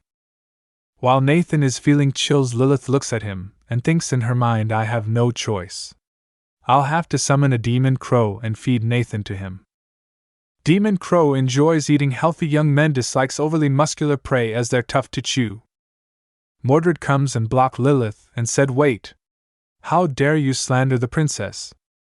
While Nathan is standing there quiet, Mordred said, I am all too familiar with your reputation. While imagining Nathan engaging romantically with other ladies, Mordred said, you are a shameless knave who seduces women without regard for their age or whether they already have lovers. He said, that means your intentions cannot be pure. Lilith nodded and thinks in her mind, no wonder he kept trying to flirt with me. Mordred said, knowing your tendencies, your words cannot be seen as anything other than an attempt to besmirch Her Highness's reputation. Nathan gets flustered, he said, but. He walks to them and said, do you not see with your own eyes how strange Her Highness's appearance is? While defending Lilith, Mordred said, I fail to see what you mean. The princess seems perfectly fine to me. And I will have you know. While Nathan and Mordred are arguing, Lilith steps to the side of them. Shy looking at them, she thinks in her mind, what is this feeling? She thinks in her mind, seeing someone so much weaker than me desperately trying to defend me isn't a bad feeling at all. While putting his hand on his forehead, Mordred said, walking around with a jar of water balanced on one's head is all the rage in high society these days. While imagining Lilith walking with a jar on her head, Nathan said, what? All the rage? While clenching his hand, Mordred shouted, Her Highness no doubt has been practicing tirelessly with the other noble ladies. Lilith thinks while smiling, I knew it. He's on my side. Lilith grabs Mordred's hand and said, quite so. Sir Mordred. She held one of Mordred's arm on her arms and said, I have been training all day and all night. Mordred said, see? I was right. That doesn't make any sense. If such a pastime had become popular, I would have found out about it. While they were bickering and skyabling, Isla thinks in her mind, they're like a bunch of children. Nathan said, and even if jar balancing really were in vogue these days, that doesn't explain the boulder. Lilith interrupts him and said, how very odd. Aren't you the one who told me that only the greatest of princesses are capable of such a feat? Nathan said, well. Lilith said with a serious face, were you trying to make a mockery out of a member of the royal family? Nathan thinks in her mind, she scares me. I may end up dead at this rate. He looks at Lilith holding Mordred's arm and thinks in his mind, and with the night here, I can't dig for the information I need. In that case. Nathan quickly kneels and said, party. He said, I shall make up for today's transgression at Your Highness's welcome back party. Lilith becomes happy after listening to Nathan and said, a party? For me? While kneeling, Nathan replied, it seems the news has not yet reached your ears. The festivities to celebrate your safe return are, in fact, part of why I was assigned as your instructor. While Lilith was holding Mordred's arm and looks at him, Nathan said, since the party will be your debut in high society, He steps up to Lilith and said you absolutely must have a dance partner. Lilith get thrilled after listening to Mordred and looks in Mordred's eyes. She said a dance partner? While imagining a ball in her mind, she thinks I get to have my very own dance partner. Oh, how classic! She stares at Mordred while expecting him to ask her for his dance partner. While looking at him, she thinks in her mind, go on, Sir Knight. While Mordred is surprised, she thinks in her mind, tell me you'll be my escort to the ball. Mordred turns to the other side and without saying anything started walking while Lilith is confused. While standing there, Lilith thinks in her mind, Mordred. While looking at Mordred walking without saying anything, Nathan thinks in his mind, ha. The only stage he knows is the battlefield. There's not a ghost of a chance he knows how to dance. Nathan said, fear not, Your Highness. He reaches and grabs Lilith's hand and said, I shall ensure the most flawless execution of your debut dance. He puts his other hand on Lilith's shoulder and said, a performance to be witnessed by a multitude. While Mordred turns his head and looks at them, Nathan said, you have only to follow my lead. Mordred said, while going, I shall take my leave. Lilith shoves Nathan away from her and thinks in her mind, why? Nathan falls on the ground. While Nathan is lying on the ground, she thinks in her mind, why aren't you offering to dance with me? After a while, while sitting and feeling agitated, Lilith thinks in her mind, indulging in these dainty delicacies has done nothing for my mood. Maids came while hesitating, they said, Your Highness. While slumping to the floor, they said, please forgive us. Lilith asked, forgive you? What have you done? One of the maids said, we did not anticipate that you would attend the party in person. The other maid said, so we failed to have a dress prepared. While putting his hand in her head, Lilith thinks in her mind, fug, that's right. The real Princess Freya has never made an appearance in high society before. She thinks still, it's utterly absurd that there isn't a single party dress in my wardrobe. She asks he maids, can't we have a new one made now? While imagining Charlotte laughing in the background. The first maid said, alas, the most esteemed tailors in the royal capital. The other maid said, have all been summoned to Lady Charlotte's manor. While bowing to Lilith for forgiveness, they said, we have committed a grave sin, Your Highness. While picturing herself in a nice dress, Lilith thinks in her mind, I was hoping to mesmerize all the guests by wearing a breathtakingly extravagant gown. While closing her eyes, she thinks I was also hoping to have the air crushed out of me as my corset was tightened. She imagines herself getting crushed by a maid tightening her corset. She imagines herself while shopping and saying, I'll take all of these. Yes, Your Highness. Try on all the finest frocks from renowned dressmakers. She thinks in her mind, as well as a million other things. There are still so many things on my bucket list waiting to be checked off. She thinks in her mind while closing her eyes, well, no matter. I am quite relishing this fierce rivalry against my romantic adversary.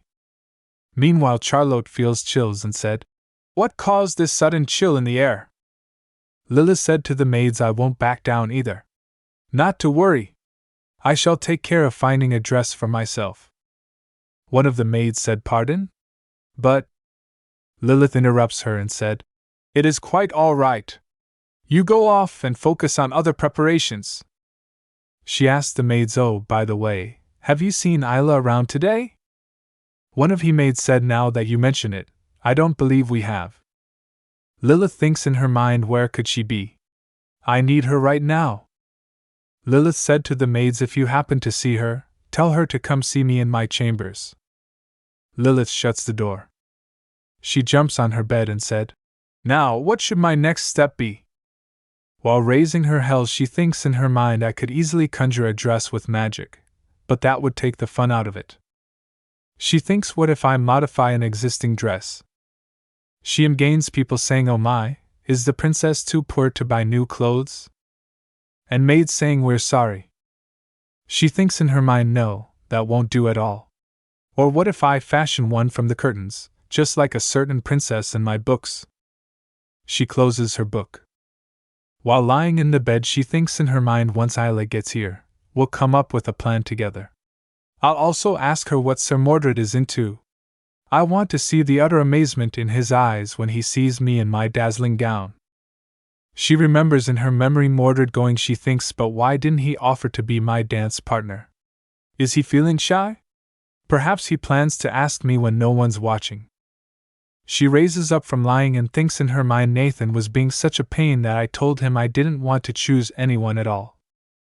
While slamming in her books, she thinks in her mind there is no one I desire more as my dance partner than Sir Mordred. She picks up her book in her hand and while tasking a sigh she said it's all right. While imagining herself and Mordred, she thinks once he catches sight of how stunning I look, he won't be able to resist asking me for a dance. She imagines herself engaging romantically with Mordred and thinks, and when our bodies are intertwined, he and I will. Someone's slam opens the door. Lilith heard the sound and she stands up from the bed. While Isla is gasping, she asks, Isla? She walks to her and asks, where have you been all day? I need your help.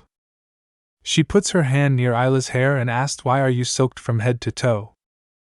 Isla said, but her words didn't complete. Lilith asked, what was that? Speak up. I couldn't hear you. She raises Isla's face with her hand and asked, I asked why you're drenched? Isla is crying while looking at her. She grabs Lilith's hand and said, make a pact with me.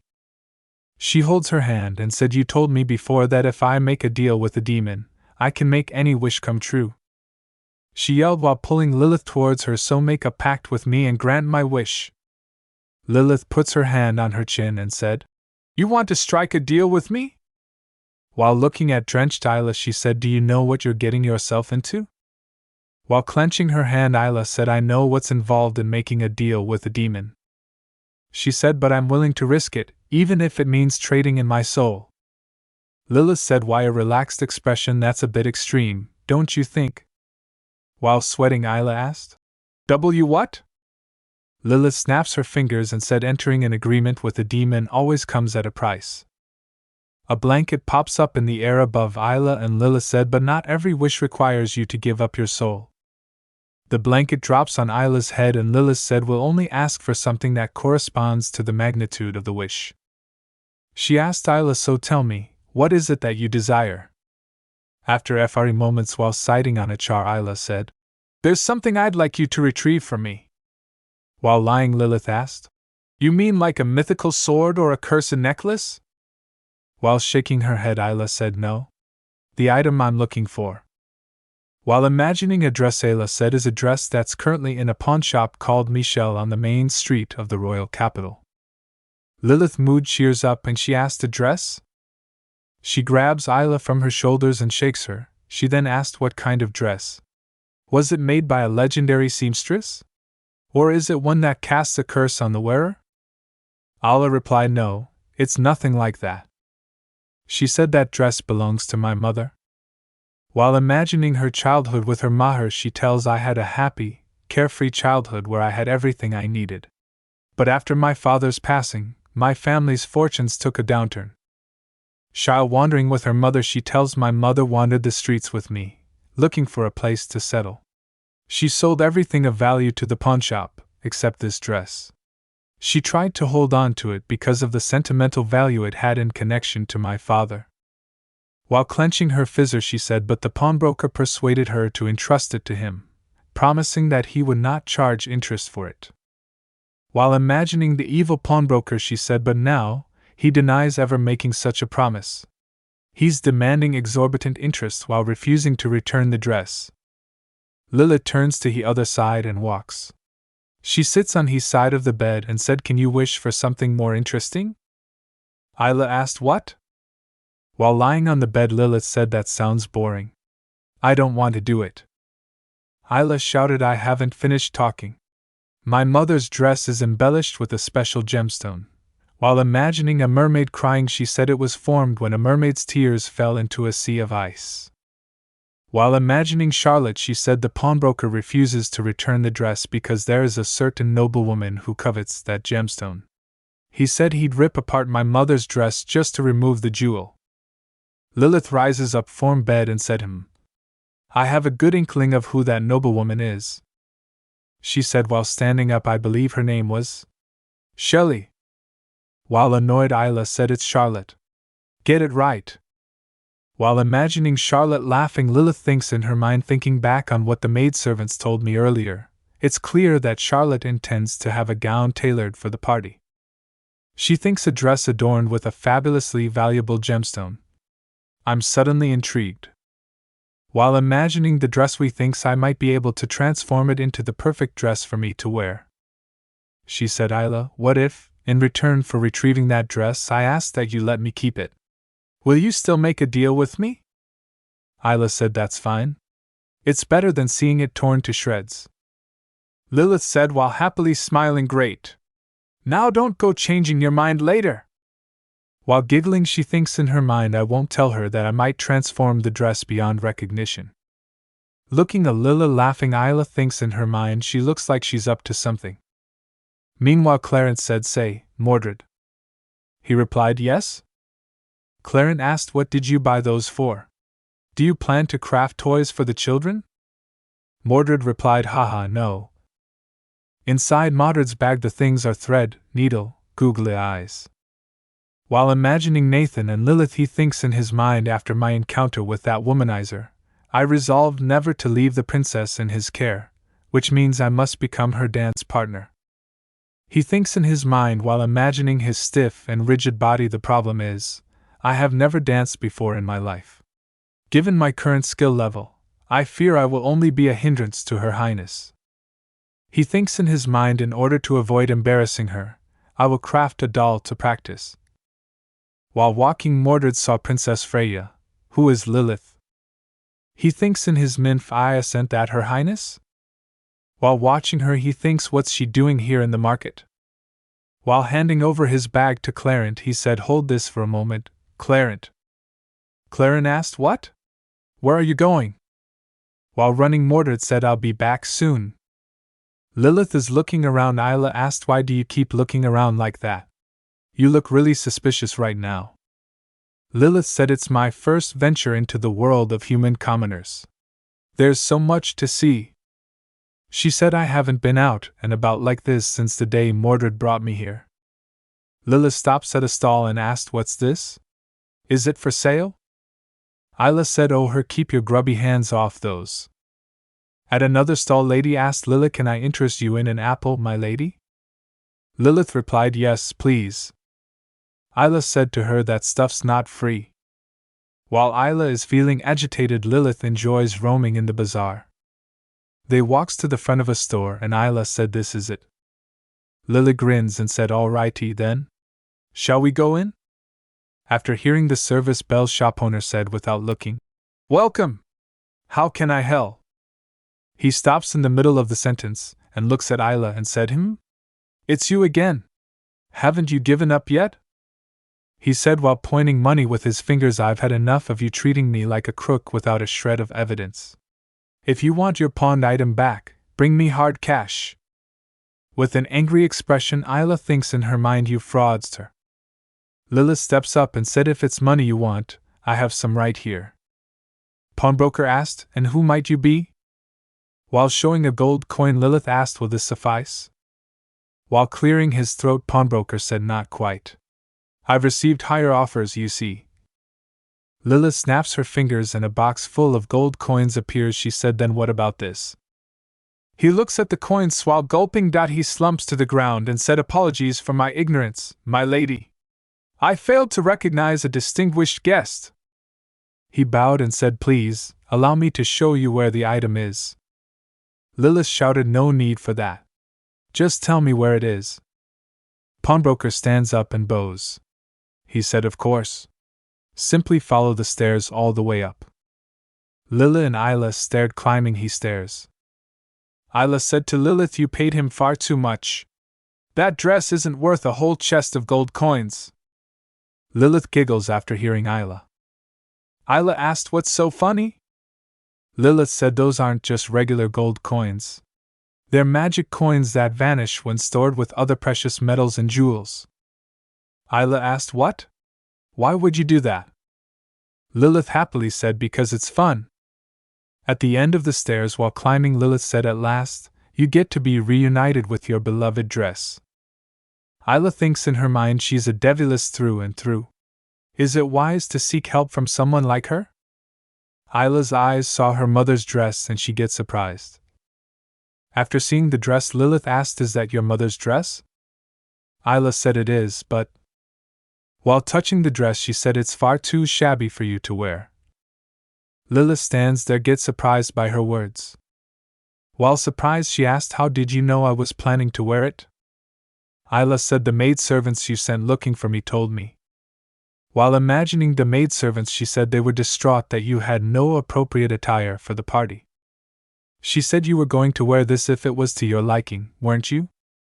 While feeling guilty, Lilith thinks in her mind, "I was going to wear it, after refurbishing it completely." Isla said, "While hugging the dress, I'd still like to repay you for helping me get this back."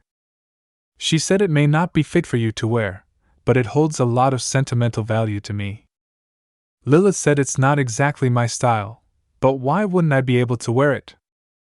Isla replied, "It doesn't matter if it's your style or not. You can't show up to the party in such ragged attire." Lilith said, "What do you take me for?" While using magic on the dress, she said, "Didn't I tell you that I, Lilith the Demon Queen, am the overlord of the demon realm and master of all that is evil?" The dress stared, levitating in the air. She said, "Making an old dress as good as new is a breeze." Isla looks at the dress and thinks in her mind, "I can't believe it." While looking at the dress, she said, "It's like you've turned back time itself." While smiling, she said, "You'll definitely be able to show up to the party in it now." Lilith said, "Now, it's time for you to pay me back." While backing away from Lilith, Isla said, "Isn't the dress enough compensation? What more do you want?"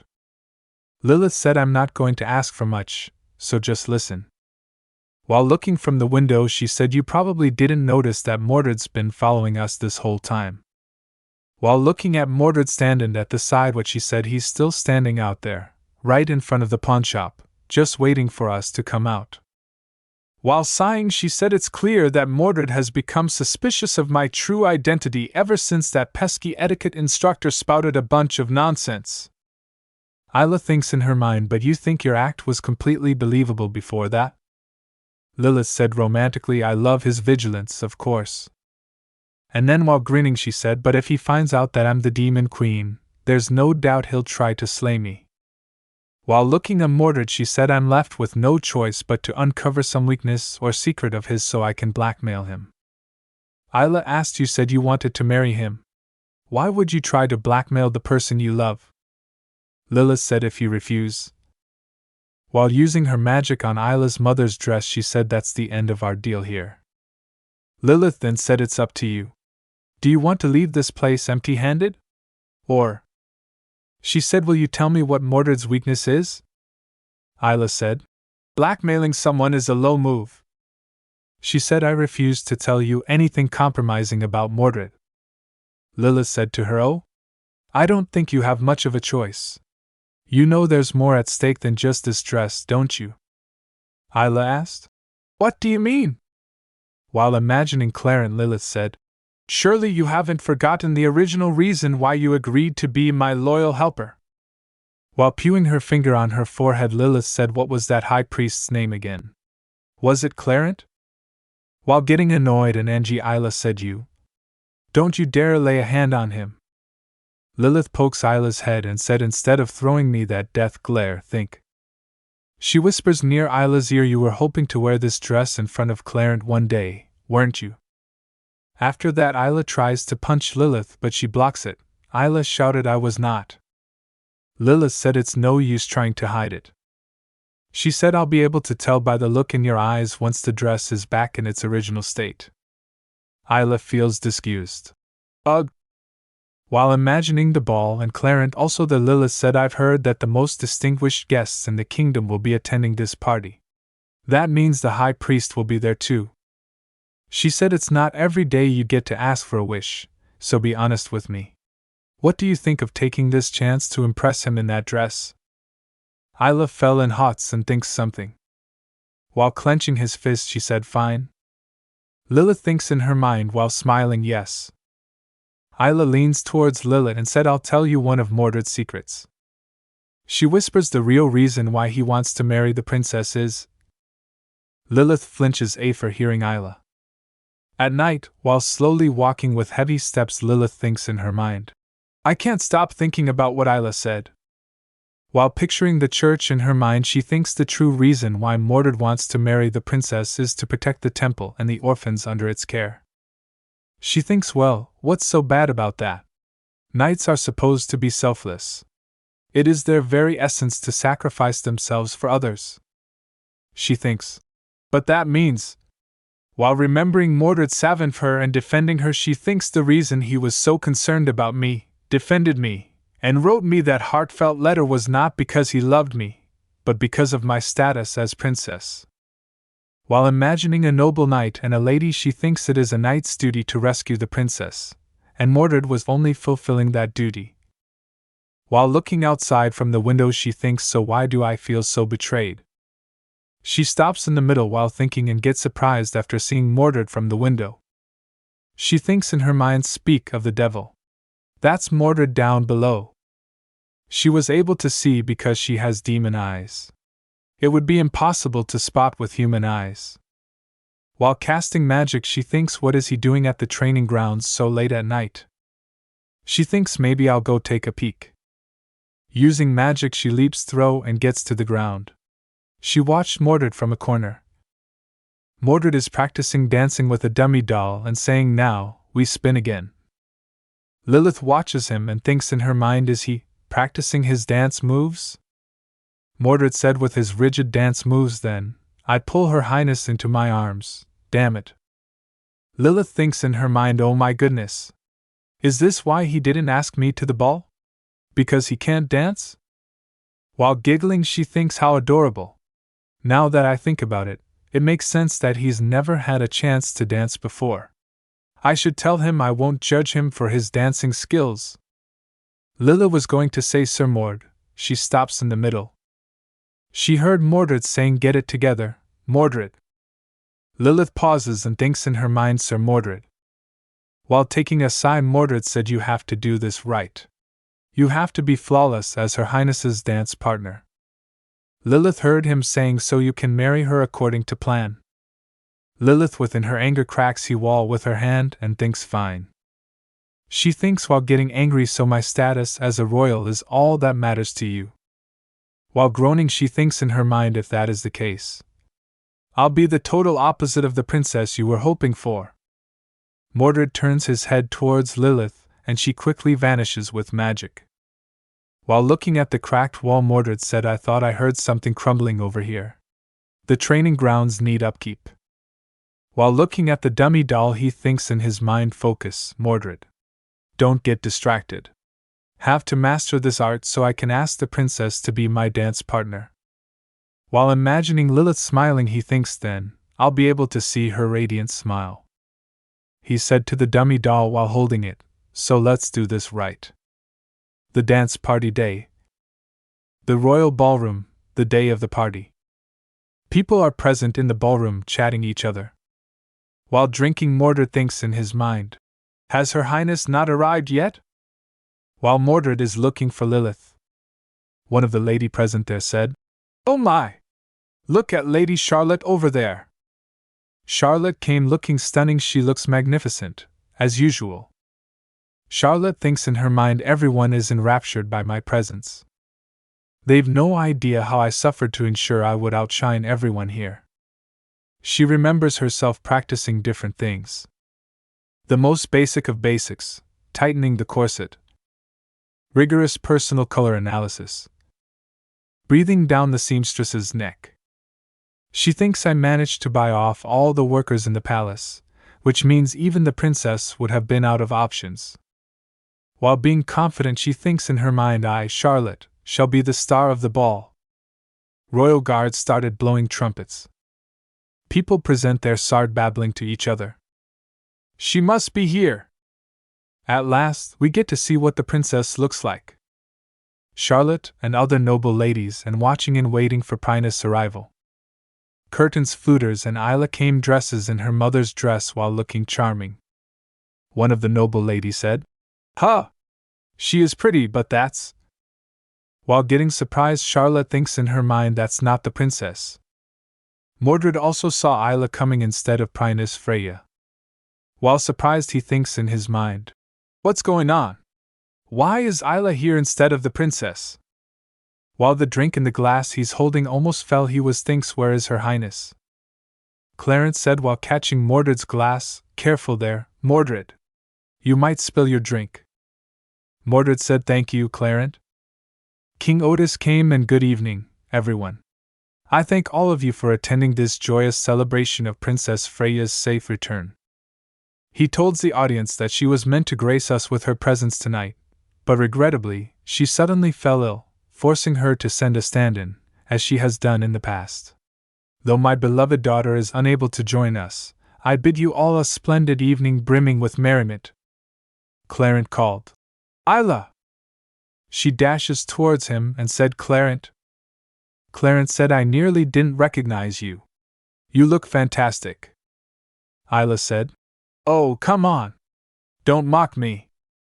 Mordred quickly came to them and said, "This isn't the time for idle chit-chat." He asked with distress what happened. "Is it true that Her Highness is ill?" Clarence said, "Calm yourself, Mordred. You're scaring Isla." While hesitating, Isla said, "Well, you see, the princess had her reasons." Clarence pat on Mordred's shoulder. He said to Mordred, "I know how much you are looking forward to this, but as you well know, Her Highness has never attended such functions in person." Mordred said, "But—" Clarence said, "Cheer up, Mordred. How about giving Isla a compliment? Look how beautiful that dress is." Mordred, after noticing, said, "Now that you mention it, she does look a little different from—" While blushing, Isla interrupts him and said, "I don't need your compliments, thank you." Charlotte walks to where Mordred was and said, "Mordred." She said, "What a pity that Her Highness could not attend at the last minute." While looking happy, she said, "And how unfortunate that you should find yourself without a dance partner." Isla, while getting annoyed, thinks in her mind, "Why, that nasty piece of work." Charlotte extends her hand and said, "If you are willing, I would be honored to dance with you in her stead." While Charlotte's hand is trembling, Mordred said, "Lady Charlotte, I—" People present in the ballroom suddenly started whispering and murmuring. While getting angry, Charlotte thinks in her mind, "I cannot believe this. They're ruining a most pivotal moment." After looking at all the people, she thinks in her mind, what are they all looking at? All the people are looking at her with awe. Mordred also gets swayed by her looks. A lady came dressed in black while hiding his face with mask. She looks absolutely stunning. People are whispering to each other, "Who is she? What an incredible dress! But why is she wearing a mask?" Charlotte thinks in her mind while looking at her, "I'll admit that her dress is beautiful, but her face is surely no match for mine." While people are whispering that even behind her mask, her radiance shines through. Look at her figure. It's hard to tell whether she is a human or a goddess. Charlotte is agitated because she is considered cute. Mordred walks from near Charlotte, and she asked him, "Sir Mordred?" Mordred walks to the lady in black. Both of them stands in front of each other. Mordred said, "Good evening." Lilith grins and said, "Good evening, Sir Knight."